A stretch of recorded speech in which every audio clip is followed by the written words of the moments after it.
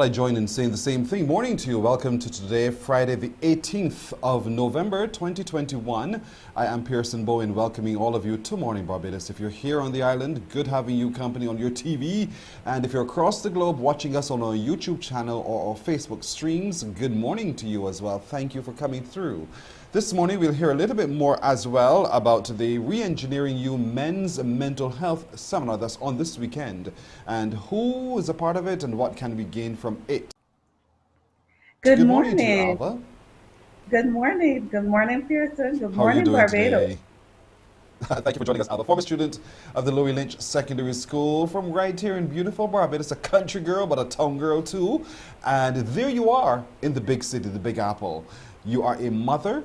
You are also a science teacher, but you're also delivering mortuary services. How do you manage and balance all of that in one go? Well, at times I can't believe it either. Sometimes I'm so overwhelmed, but it really helps to plan and organize your time. Write down things. Google Calendar is my best friend to just remind me. You have to do this next. You have to do this next. So you've got a best friend always by your side in Google. Yes. You left here, Yes. when did you leave Barbados and why did you leave Barbados? Okay, so I left Barbados in 2011 to study.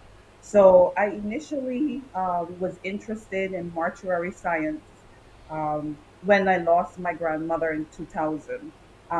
Ironically, her death birthed a curiosity.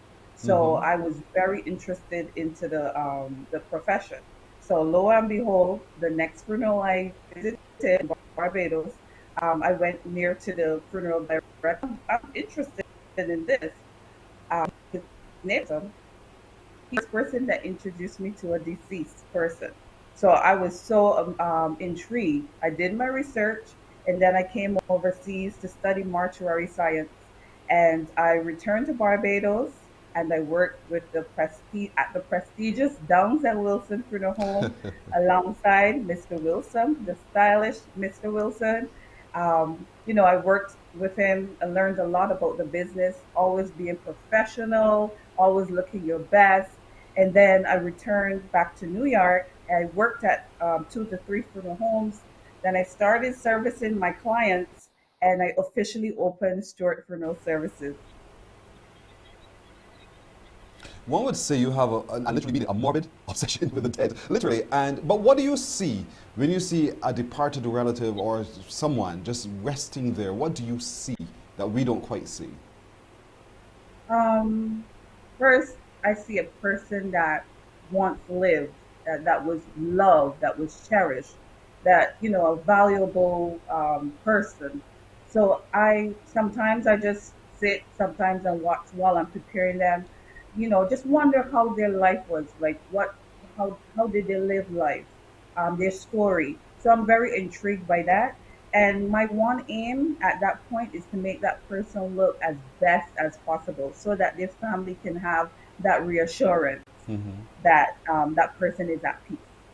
And that's the whole point here. Is it brings closure to a process, and in doing that, you want to leave the most fun, interesting, memorable moment for those who are grieving at that time. And so you took the time to study it, and now you're practicing it as well. But you're also a science teacher.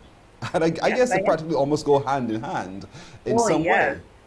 Yes, definitely. I'm a special education teacher, and when I first started teaching, they assigned me to science, and it was right. It aligned perfectly because in mortuary science we did pathology, we did chemistry, we did biology, so I was right in my element.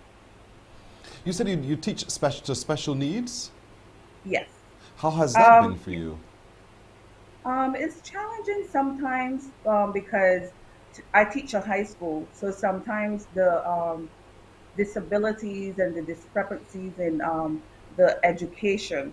I have students sometimes that have um, some of them are unable to read properly. So it's very challenging to see that high school that they still have those challenges Hmm. because those challenges should have been earlier.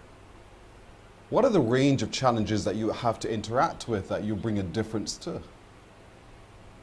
You mean in the school? In the school? Um, can you repeat that question again? Yeah, we call it basically a special needs, but there must be different people with different abilities. So, are you specifically targeted to children of a particular type, or are you seeing a Yes, variety, a range of different yes, disabilities, and what are those disabilities? yes. Learning disabilities. You have also students with ADHD, students with autism, students with attention deficits in terms of um, coordinating Yes. and mental abilities. How has your lived experience here in Barbados continue to influence you while you survive in the Big Apple? Oh, I'm very grounded in my roots. I recently bought my Barbados shirt to wear up here for Barbados. Just living in Barbados has grounded me in terms of basics, manners, um, um, treating people nicely, um, saying good morning. Pleasantries carry you a Hmm. long way. Always remembering family, always remembering, um, you know, the success stories of people who lived before me in Barbados. So um, just following good examples. But you know, those pleasantries that we enjoy and that we practice so easily here, there, it's strange. You're looked at as if, what's wrong? Why are you speaking to me? You know, and so Yes. how do you deal with those reactions? Well, I was always trained to always, be the one who's gentle and nice. So I say morning, and if someone looks at me strange, I say, "How are you?" Even in my business, the funeral business, please, you're welcome. Can I help? May I do Yes. this? Pleasantries really carry you a long way. When they ask you where you're from, what do you say and what is their reaction to your response? Okay, so I am from originally St. John, College Land St. John, but I lived in St. Michael. And basically, everyone says the same about me, that I'm very ambitious, I don't give up, and I love to have fun. Although I have Yeah, even though you deal with bereavement, you love to have fun. How has it been? yo, it's Because so important. COVID-19 has tossed up for all of us, you know, so many challenges, and particularly for those of you who deliver mortuary services. So how are you coping, and how do you cope with those who cannot have a face-to-face lasting encounter with their loved ones? Oh, first of all, I want to offer my condolences to anyone who have lost a loved one during these uncertain times, horrible times. Here in America, we offer viewings because the body can be embalmed and have a public viewing. So we take precautions. It's always safety first. So we put our PPE on, and for example, some of the embalmers embalm the person with a mask on when they first come in. So because you're manipulating the body, so you don't want anything to come and be in the room. But once that body is embalmed, the bacteria and viruses are killed, and you can have a public viewing. Now with COVID, our agility as funeral directors were tested. We had to adjust. Adjustments meaning we meet families on Zoom.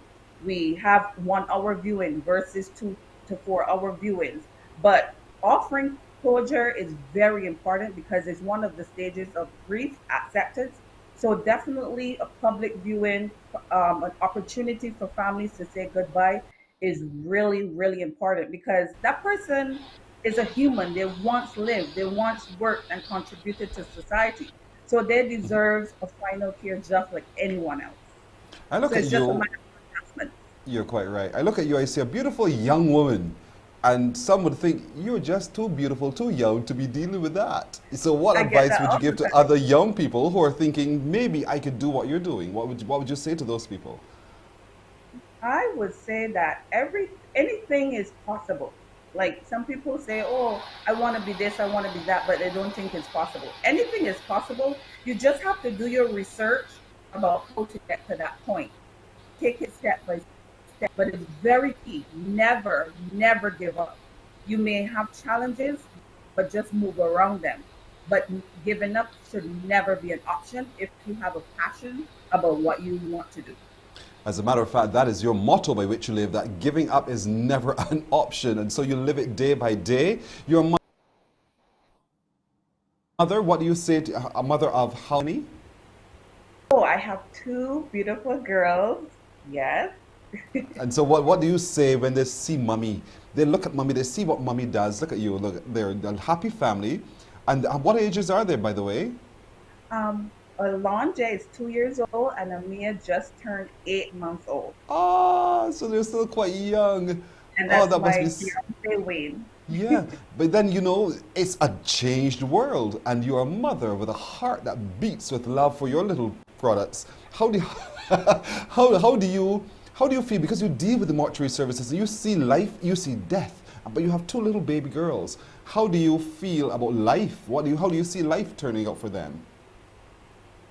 First of all, I value life more because of the profession I do. Because you could be talking to someone today, and then you can get a phone call this evening that the person passed. So life is so precious. That's why I try to enjoy life.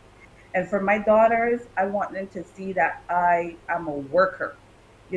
I love working. Even if I was to win the lotto, I think I would still work because they need to see that you have to work hard for what you want. Yes. And being lazy or anything is not an option. Always be out there trying to be successful.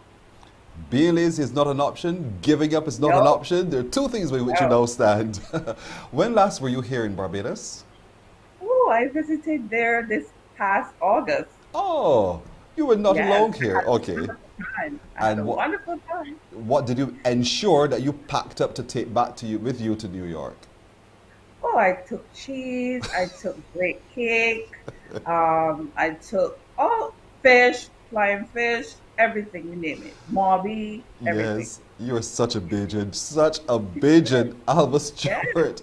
It's been yes. really pleasant talking to you this morning. We want to thank you for joining us this morning. You're doing really great work there, and I can see by your mortuary services that people are really appreciating the care and the detail and the attention that you give to that final transition. And I really want to commend you on the work that you're doing there too. So keep it up and Thank keep you. making us here Thank in you. Barbados feel very proud of you. Thank you for having me. Thank You're you for very having me. I welcome. grew up watching this program, and I'm very honored to be on the opposite side. All Thank you. right, there you go. You're welcome. Alva Stewart is her name. Thank you for joining us.